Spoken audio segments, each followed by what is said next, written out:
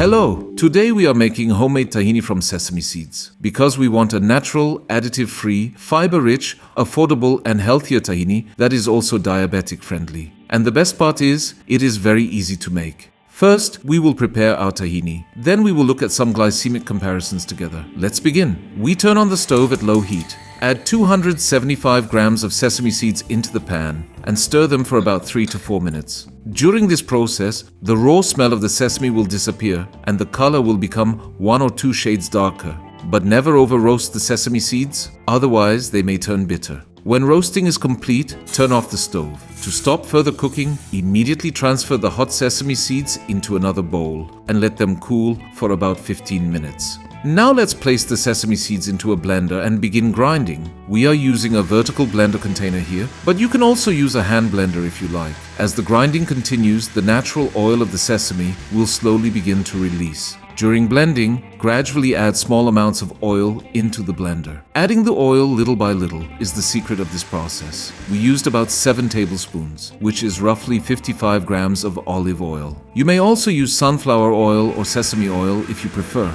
Soon, you will see a beautiful creamy tahini forming with its amazing aroma. And that is how easy it is to make tahini at home. In our kitchen, we easily prepared about 330 grams of healthier fiber-rich tahini while also benefiting from the fiber inside the sesame hulls. You can store this tahini in a sealed container for up to 4 weeks in a dark place or up to 3 months in the refrigerator. Enjoy! Now let's compare our fiber-rich tahini with a classic store-bought tahini. Our tahini contains only 4.15 grams of net carbs per 100 grams. A classic store tahini usually contains between 9 and 11 grams. That means more than twice as much. Now, let's look at the 6-hour glycemic impact graph. The classic tahini, shown in red, creates stronger blood sugar responses because of its higher carbohydrate content. Our homemade fiber-rich tahini behaves very differently. It creates a much gentler effect in the body, calm, balanced and respectful to your metabolism. Because of this advantage, we will also use our homemade fiber-rich tahini in many future recipes.